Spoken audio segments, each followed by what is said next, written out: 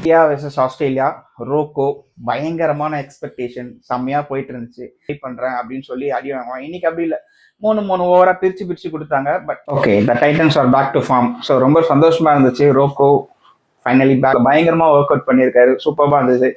And எனக்கு ஆஸ்திரேலியாவில் ஒரு பிளேயரை பற்றி எனக்கு பொதுவாக பேசணும். ஏன்னா எனக்கு யாருன்னா கூப்பர் கான்லின்னு சொல்லிட்டு ஒரு லெஃப்ட் ஹேண்டர் பேட்ஸ்மேன்.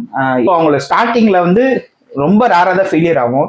அப்படியே ஃபெயிலியர் ஆனாலும் பேட்டிங் ஸ்டைலும் சரி, எல்லாமே சரி, ஸ்லோவாக தான் ஸ்டார்ட் பண்ணுறான். பட் முடிக்கும் போது குல்தீப் யாதவ் ஃபர்ஸ்ட் 2 ODIல யூஸ் பண்ணல.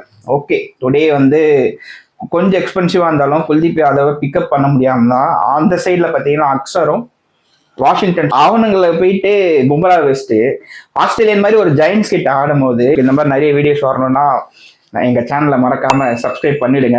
ரொம்ப நாள் கழிச்சு வீடியோ திரும்பவும் அதான் சொல்றேன். எனக்கு கம்மிங் சோன்னு சொல்றதுலாம்